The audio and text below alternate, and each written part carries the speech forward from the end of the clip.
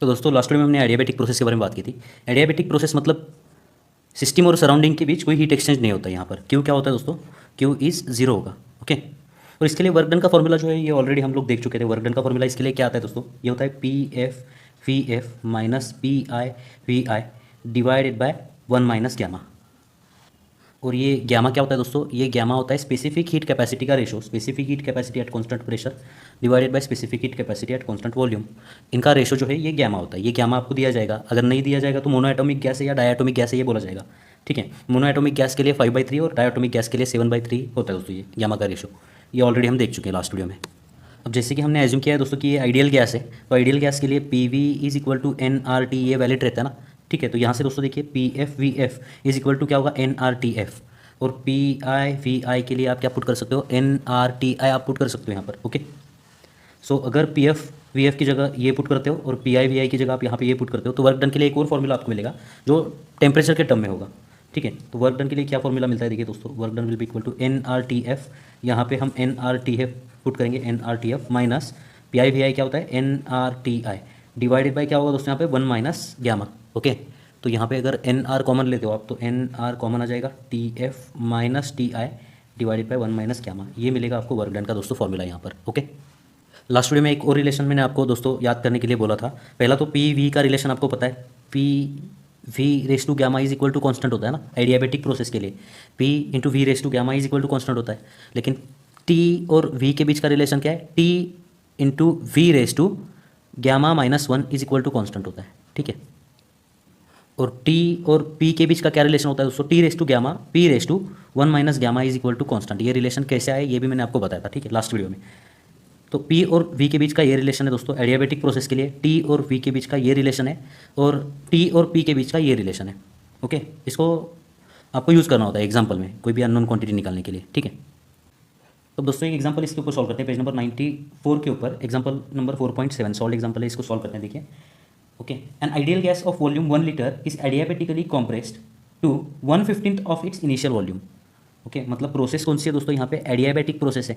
तो adiabatic process के लिए जो भी फॉर्मूले हमने यहाँ पे स्टडी किया वो सब एप्लीकेबल है यहाँ पे। ठीक है, सो ये एडियाबेटिक प्रोसेस है और एडियाबेटिक कॉम्प्रेशन है। ये एडियाबेटिक कॉम्प्रेशन मतलब क्या है? हमने एक्सपेंशन पढ़ा था, यहाँ पे दोस्तों कॉम्प्रेशन है। ओके, मतलब इनिशियली ये पिस्टन यहाँ पर है, इनिशियली पिस्टन यहाँ पर है, फिर ये कॉम्प्रेस किया गया है। ओके, मतलब ये पिस्टन को अंदर पुश किया गया है और यहाँ का जो आइडियल गैस है उसको कॉम्प्रेस किया गया है। ठीक है, जिसका इनिशियल वॉल्यूम कितना था? इनिशियल वॉल्यूम 1 लीटर था, 1.0 लीटर मतलब 1 लीटर। और फाइनल वॉल्यूम कितना है दोस्तों इसका? Final volume 1/15 of its initial volume, 1/15 of its initial volume मतलब कितना? 1/15 of 1 litre. Okay, so 1/15 litre you can say 1/15 litre. Okay, ये इनिशियल वॉल्यूम इतना था, इसको कॉम्प्रेस करने के बाद फाइनल वॉल्यूम इतना हो चुका है। अब आगे पढ़िए दोस्तों, it's initial pressure and temperature is 1.01 into 10⁵ pascal and 27 degree Celsius. मतलब इसका इनिशियल प्रेशर कितना है? 1.01 इंटू 10⁵ एटमॉस्फेरिक प्रेशर है, पास्कल मतलब न्यूटन पर मीटर स्क्वायर। और इनिशियल टेम्परेचर कितना है दोस्तों? इसका इनिशियल टेम्परेचर 27 डिग्री सेल्सियस है। 27 डिग्री सेल्सियस को दोस्तों केल्विन में कन्वर्ट करना होगा। तो केल्विन में कन्वर्ट करने के लिए आपको क्या करना होगा? 27 डिग्री सेल्सियस प्लस 273, मतलब ये कितना होगा यहाँ पे? 300 केल्विन। तो इनिशियल टेम्परेचर कितना है? 300 केल्विन है यहाँ पर। Okay, given C V for ideal gas, C V की वैल्यू आपको यहाँ पे प्रोवाइड की गई है। मैं यहाँ पे लिखता हूँ, देखिए सी वी की वैल्यू आपको प्रोवाइड की गई है 20.8 जूल पर मोल पर केल्विन। ओके, और गैमा की वैल्यू भी आपको यहाँ पे प्रोवाइड की गई है दोस्तों। गैमा की वैल्यू कितनी है? देखिए 1.4 प्रोवाइड की गई है। तो आपको क्या कैलकुलेट करना है यहाँ पर दोस्तों? आपको कैलकुलेट फाइनल प्रेशर। सबसे पहले तो देखते हैं आपको यहाँ पे क्या क्या कैलकुलेट करना है। पहले तो आपको यहाँ पे फाइनल प्रेशर कैलकुलेट करना है, final pressure P F calculate करना है। फिर आपको फाइंड आउट करना है दोस्तों वर्क डन। ओके, और फिर आपको फाइंड आउट करना है दोस्तों final temperature T F. P F find out करना है, टी एफ फाइंड आउट करना है और वर्क डन फाइंड आउट करना है। ठीक है, तो वर्क डन का तो फॉर्मूला आपके पास ऑलरेडी दोस्तों यहाँ पर है। ओके, देखिए ये वर्क डन का फॉर्मूला आपके पास ऑलरेडी है। प्रेशर वॉल्यूम, टेम्परेचर प्रेशर के बीच का रिलेशन आपको पता है। तो आप ये जो अननोन वैल्यूज़ हैं पी एफ, टी एफ और वर्क डन, ये आराम से निकाल सकते हो। सबसे पहले तो ये डेटा जो दिया हुआ है इसको वापस लिख के लेते हैं हम दूसरे पेज पर। ये देखिए सिस्टम है, फिर से एक बार बताता हूँ मैं आपको। यहाँ पे देखिए एक सिस्टम है। ओके, ये इनिशियल पोजीशन है सिस्टम की, ये फाइनल पोजीशन है, मतलब गैस कॉम्प्रेस किया गया है अब। ओके, तो इनिशियल वॉल्यूम कितना है? 1 लीटर है और फाइनल वॉल्यूम कितना है? 1/15 लीटर। ओके, ये हमें पता चल चुका है। ओके, इनिशियल प्रेशर आपको प्रोवाइड किया गया है 1.01 इंटू 10⁵ पास्कल और इनिशियल टेम्परेचर भी आपको पता है 300 केल्विन। अब फाइंड आउट क्या करना है दोस्तों, आपको यहाँ पे फाइनल प्रेशर फाइंड आउट करना है, वर्क डन आपको फाइंड आउट करना है, और फाइनल टेम्परेचर आपको फाइंड आउट करना है। ठीक है, ओके।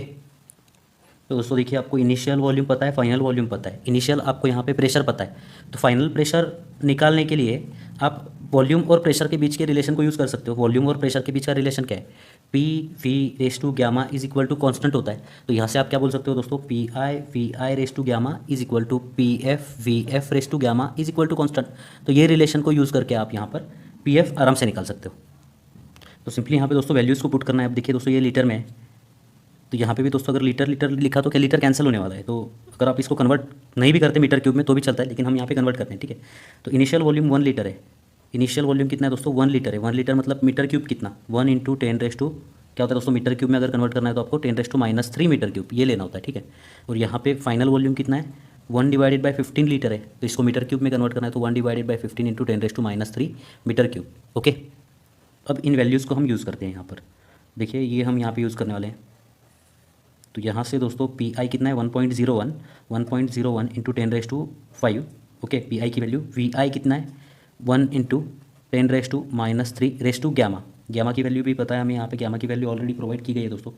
कितनी है गामा की वैल्यू, 1.4 दी गई है आपको। Gamma is equal to 1.4 question में दिया हुआ है ये, तो यहाँ पे 1.4 आ जाएगा इज इक्वल टू। ठीक है, अब आगे क्या है, पी एफ कितना है, देखिए ये फाइंड आउट करना है आपको, मल्टीप्लाइड बाय वी एफ कितना है, 1/15 इंटू 10⁻³ रेस टू गामा मतलब 1.4। यहाँ से दोस्तों पी एफ का आपको पता चल जाएगा। तो सबसे पहले ये टर्म इधर लेके आते हैं, तो क्या होगा देखिए दोस्तों, यहाँ पर 1.01 इंटू 10⁻⁵, ये क्या है 1 इंटू 10⁻³ रेस टू 1.4। ओके, और ये अगर इधर आता है तो ये डिनोमिनेटर में आ जाएगा। Okay, divided by 1/15 into 10⁻³ raise to 1.4 is equal to P f. दोस्तों a raise to m divided by b raise to m मतलब क्या होता है, देखिए यहाँ पर a raise to m divided by b raise to m, तो आप ऐसे लिख सकते हो यहाँ पे a by b raise to m. Okay, ऐसे आप यहाँ पे लिख सकते हो। तो 1.01 इंटू 10⁻⁵ ये पूरा ब्रैकेट में आ जाएगा, 1 into 10⁻³ divided by 1/15 into 10⁻³ okay raise to 1.4। अब ये 10⁻³ 10⁻³ आप कैंसिल कर सकते हो। Okay, is equal to P F. ठीक है, तो यहाँ पे देखिए दोस्तों, अगर आप कन्वर्ट ना भी करते यहाँ पे 10⁻³ नहीं भी लिखते तो आंसर उतना ही आने वाला था। ओके, तो आपको समझना होगा कि कब यहाँ पे कन्वर्ट करना है, कब नहीं किया तो चलता है। ओके, ठीक है। अब देखिए दोस्तों, यहाँ पर क्या है, ये 1.01 देयरफॉर 1.01 इंटू 10⁻⁵, ये 1 डिवाइडेड बाय 1/15 मतलब क्या होगा, यहाँ पर ये 15 ऊपर चला आएगा, ये 15 होगा यहाँ पर।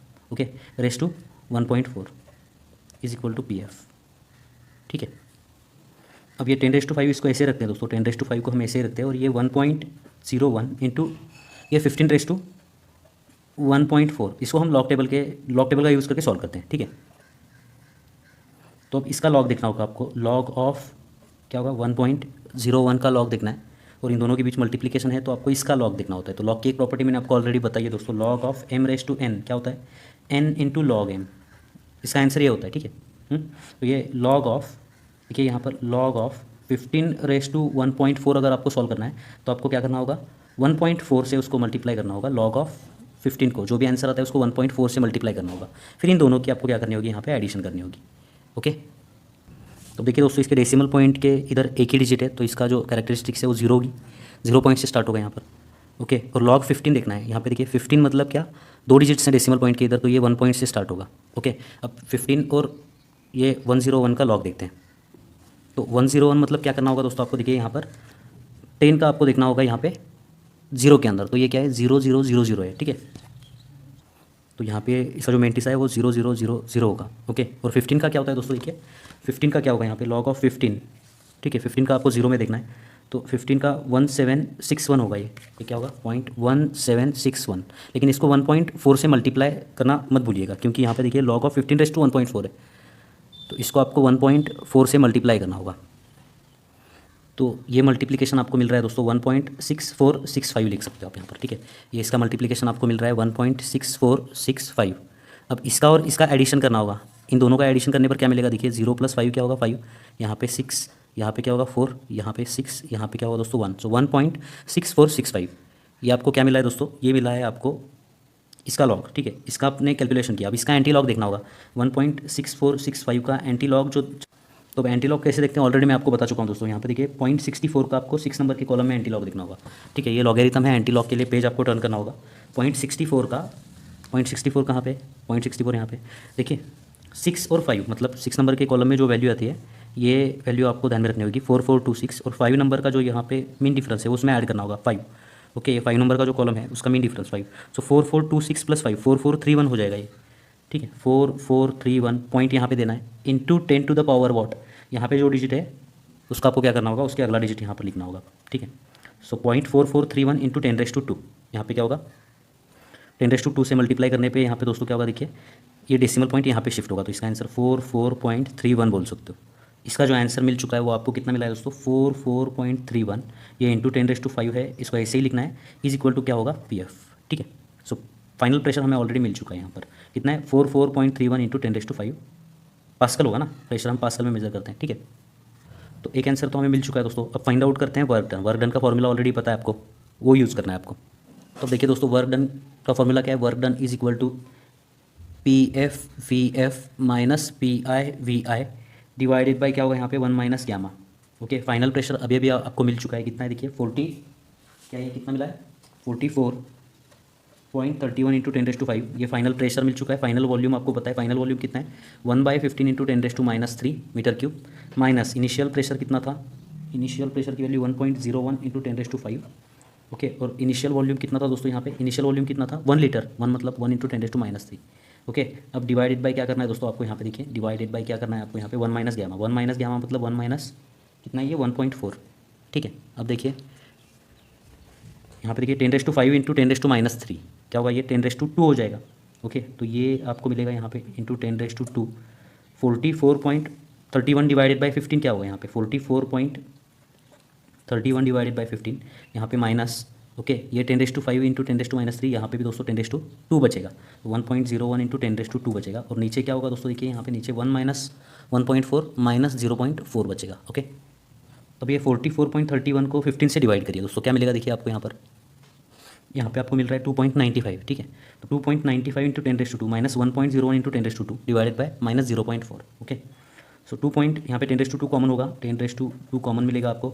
यहाँ पे क्या करना है दोस्तों आपको 2.95 माइनस 1.01 डिवाइडेड बाय क्या होगा माइनस 0.4, ठीक है। 2.95 माइनस 1.01 कितना होता है, इसमें से अगर ये वैल्यू माइनस करते हो सिंपली तो आपको क्या मिलेगा देखिए 1.94 मिलेगा, 1.94 इंटू 10⁻2 होगा ये। ओके, डिवाइडेड बाय क्या है दोस्तों यहाँ पर माइनस 0.4, ठीक है। So it is equal to what, it is equal to minus sign denominator में तो आप यहाँ पे लिख सकते हो minus 1.94 into 10⁻2 divided by 0.4।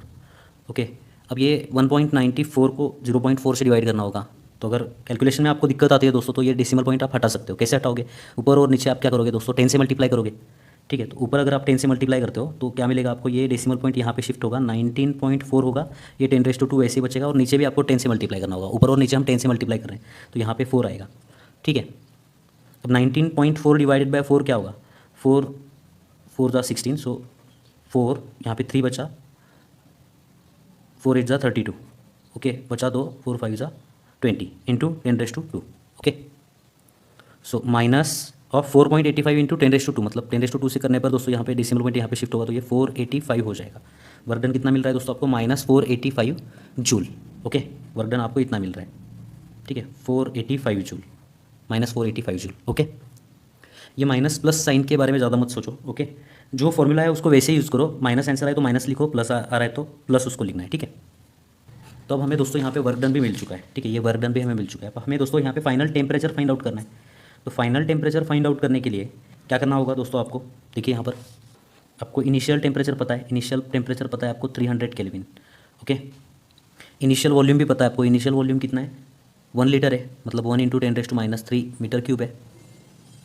Final temperature आपको पता करना है, फाइनल वॉल्यूम आपको पता है कितना है 1 divided by 15 into 10⁻³ metre cube, ठीक है। और TI VI आपको पता है, TF नहीं पता, और T और V के बीच का रिलेशन आपको पता है दोस्तों क्या है, T into V raise to gamma minus 1 is equal to constant. Okay, ये रिलेशन है, इसका मतलब क्या है दोस्तों TI VI raise to gamma minus 1 is equal to TF VF raise to gamma minus 1। Okay, तो ये रिलेशन यूज़ करके दोस्तों आप यहाँ पे TF की वैल्यू पता कर सकते हो। क्या करना है दोस्तों, सिंपली आपको ये इक्वेशन यूज़ करना है, TI की वैल्यू आपको पता है तो यहाँ पे 300 पुट कीजिए, 300 VI raise to gamma minus one, v i कितना है 1 into 10⁻⁻³ raise to gamma minus one, gamma कितना है 1.4, 1.4 माइनस वन 0.4 होगा, is equal to final temperature आपको पता करना है इंटू फाइनल वॉल्यूम पता है 1/15 into 10⁻³ raise to gamma minus one मतलब 0.4 होगा। इस वैल्यू को अगर आप इधर लेके आते हो तो क्या होगा 300 इंटू ये अगर यहाँ पे लिखते हो तो देखिए 1 into 10⁻³ divide by 1/15 into 10⁻³ raise to 0.4 is equal to final temperature. ठीक है, यहाँ पे ये कैंसिल हो जाएगा, ये 15⁻0.4 होगा। ठीक है, so 300 into 15⁻0.4 is equal to final temperature. ठीक है, तो जैसे पिछला पार्ट हमने सॉल्व किया था वैसे ही दोस्तों 300 का लॉग और 15⁻0.4 का लॉग यहाँ पे ऐड करके आप इसका एंटी लॉग देख के यहाँ पे आंसर फाइंड आउट कर सकते हो। तो ये आंसर दोस्तों 886 केल्विन के करीब आ रहा है। ठीक है, तो आप चेक करिए दोस्तों, इसके करीब आपका आंसर आएगा 885 884 के करीब आएगा। ठीक है, so this is the final answer, final temperature. ठीक है, अब इस क्वेश्चन के एंड में एक और क्वेश्चन है दोस्तों। ओके, डी क्या है देखिए, एक और क्वेश्चन दिया गया है, वो क्या है देखिए, how would your answer change if the process were isothermal, if the process were isothermal, if the process were isothermal. अगर प्रोसेस आइसोथर्मल है तो वहाँ पे दोस्तों जो फाइनल प्रेशर होगा वो कितना होगा, वर्क डन कितना होगा और फाइनल टेम्परेचर कितना होगा, ये आपको फाइंड आउट करना है। और यहाँ पे आपको एन की वैल्यूज़ देनी चाहिए थे। ठीक है, तो एन की वैल्यूज़ यहाँ पे एज्यूम करते हैं हम 0.405 नंबर ऑफ मोल्स आपको देने चाहिए थे, या फिर उन्होंने फिर बोलना चाहिए था दोस्तों कि ये नॉर्मल टेम्परेचर प्रेशर के ऊपर है, लेकिन यहाँ पे एसटीपी एनटीपी कुछ नहीं दिया है तो हम नंबर ऑफ मोल्स नहीं कैलकुलेट कर सकते, तो यहाँ पे देना चाहिए था उन्होंने। ठीक है, तो एन की वैल्यू आपको दी जाएगी इसी एग्जांपल के लिए। अब अगर दोस्तों प्रोसेस आइसोथर्मल होगी तो उसके लिए क्या रिलेशंस हैं, उसके लिए दोस्तों क्या रिलेशन है देखें, P V is equal to constant, ये रिलेशन है ना दोस्तों। और आइसोथर्मल प्रोसेस के लिए टेम्परेचर क्या रहता है, कॉन्स्टेंट रहता है, मतलब T initial is equal to T final होगा, यहाँ से आप बोल सकते हो, और यहाँ से आप क्या बोल सकते हो, P I we I is equal to P F V F. ठीक है, ओके। अब आपको क्या क्या वैल्यूज़ प्रोवाइड की गई है दोस्तों, इनिशियल टेम्परेचर आपको पता है 300 केल्विन। ओके, इनिशियल प्रेशर आपको पता है कितना है दोस्तों, ये 1.01 इंटू 10⁻5 पास्कल्स। इनिशियल वॉल्यूम आपको पता है 1 लीटर मतलब 1 into 10⁻³ metre cube. Final volume आपको पता है कितना है दोस्तों, final volume 1/15 into 10⁻³ metre cube. ठीक है, तो यहाँ से दोस्तों देखिए जो ये आंसर है तो ये तो आराम से निकलेगा। अगर प्रोसेस आइसोथर्मल है तो टेम्परेचर कांस्टेंट रहता है, मतलब टेम्परेचर चेंज ही नहीं होगा, मतलब फाइनल टेम्परेचर और इनिशियल टेम्परेचर सेम होगा। तो यहाँ पे दोस्तों इसका आंसर क्या होगा, T F will be equal to 300 kelvin, क्योंकि प्रोसेस आइसोथर्मल है तो टेम्परेचर चेंज नहीं होगा। तो ये तो आंसर यहाँ पे मिल गया हमें। ओके, अब फाइनल प्रेशर कैसे निकालोगे दोस्तों, उसके लिए आप ये यूज़ कर सकते हो ना, P V is equal to constant. Isothermal process के लिए क्या होता है, P V is equal to constant होता है, मतलब P I we I is equal to P F V F. Okay, तो यहाँ से दोस्तों देखिए इनिशियल प्रेशर आपको पता है, इनिशियल वॉल्यूम पता है, फाइनल वॉल्यूम पता है। ओके, तो फाइनल प्रेशर आप यहाँ पे आराम से निकाल सकते हो। ओके, तो देखिए दोस्तों पी आई की वैल्यू कितनी है 1.01 इंटू 10⁻5, वी आई कितना है यहाँ पे 1 पुट करेंगे हम। ओके, क्योंकि ये 10⁻³ कैंसिल ही होगा। Okay, so is equal to P F कितना है ये कैलकुलेट करना है हमें, इंटू वी एफ कितना है 1/15 लिखेंगे, 10⁻³ कैंसिल हो जाएगा। ओके, ये 15 उधर आने के बाद यहाँ पे क्या होगा, ये मल्टीप्लाई हो जाएगा। So 1.01 into 15 into 10⁻5 that is final pressure. Understanding और नॉट?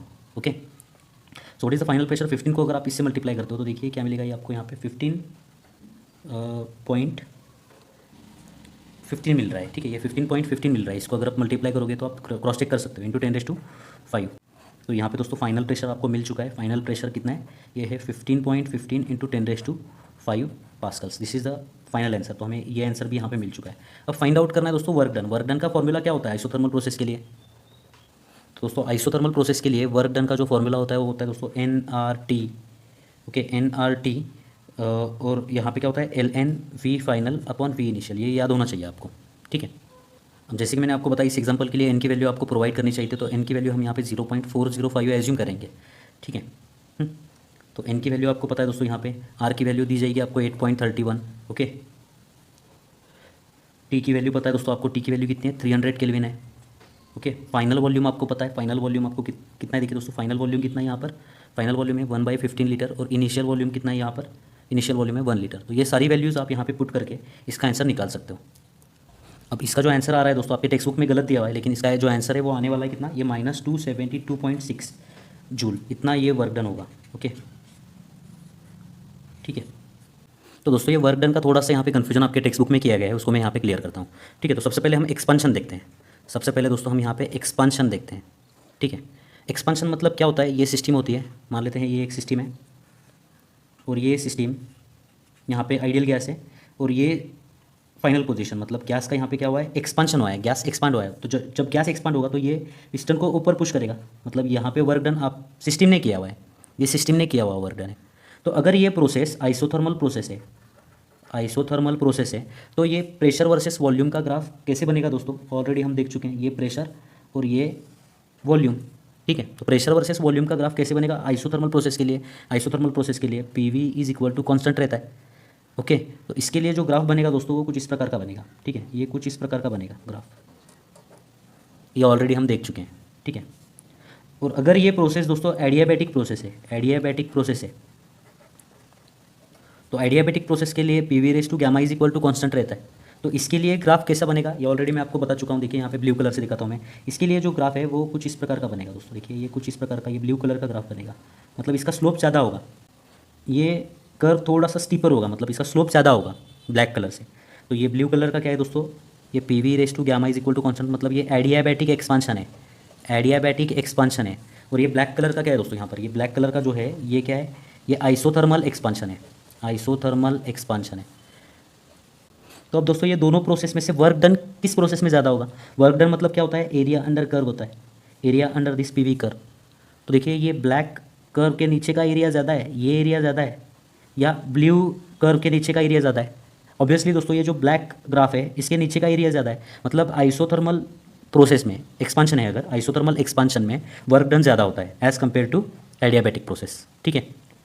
तो अगर एक्सपांशन है तो आइसोथर्मल में वर्क ज़्यादा होगा, एडियाबैटिक में कम होगा। लेकिन दोस्तों अगर कॉम्प्रेशन है तो क्या होता है, देखिए दोस्तों यहाँ पे कॉम्प्रेशन में आपको यहाँ पे एक्सप्लेन करता हूँ। कॉम्प्रेशन में क्या होगा, कॉम्प्रेशन में देखिए ये सिस्टम है, ये सिस्टम है, ओके, और ये सिस्टम का पिस्टन यहाँ पे होगा। कॉम्प्रेशन मतलब आप इस गैस को क्या कर रहे हो, कॉम्प्रेस कर रहे हो, ठीक है ना, मतलब आप काम कर रहे हो, सिस्टम पे काम हो रहा है, ये कॉम्प्रेशन होने वाला है। तो ये इनिशियल वॉल्यूम है, कॉम्प्रेस करने के बाद मान लेते हैं पिस्टन यहाँ पे गया, तो ये फाइनल वॉल्यूम हो जाएगा, वॉल्यूम कम हो रहा है और प्रेशर यहाँ पे बढ़ रहा है, ठीक है। तो अगर ये प्रोसेस दोस्तों आइसोथर्मल प्रोसेस हुई, आइसोथर्मल प्रोसेस, अगर ये प्रोसेस आइसोथर्मल प्रोसेस है, मतलब क्या, PV is equal to constant, अगर ये प्रोसेस है तो इसके लिए ग्राफ कैसे बनेगा दोस्तों, देखिए ये प्रेशर, ये यहाँ पे वॉल्यूम, ठीक है, ये प्रेशर, ये वॉल्यूम, ठीक है। अब दोस्तों इनिशियल वॉल्यूम ज़्यादा है तो यहाँ से स्टार्ट होगा, ये इनिशियल वॉल्यूम, ये यहाँ पे फाइनल वॉल्यूम, तो ग्राफ यहाँ से स्टार्ट करने वाला है, ठीक है। प्रेशर, ये इनिशियल प्रेशर होगा, इनिशियल प्रेशर, और प्रेशर बढ़ रहा है यहाँ पे फाइनल तक, ठीक है। तो ये ग्राफ दोस्तों आइसोथर्मल प्रोसेस के लिए क्या होगा, आइसोथर्मल प्रोसेस के लिए PV is equal to constant होगा, मतलब ये जो ग्राफ है ये कुछ ऐसे ही दिखेगा, ये जो ब्लैक कलर का है कुछ उस प्रकार का ही दिखेगा, ठीक है। ये देखिए यहाँ पे दिखा रहा हूँ मैं, ब्लैक कलर से दिखाता हूँ। PV is equal to constant मतलब ये ग्राफ ऐसे होगा, PV is equal to constant मतलब आइसोथर्मल का ग्राफ ऐसे होगा, ओके।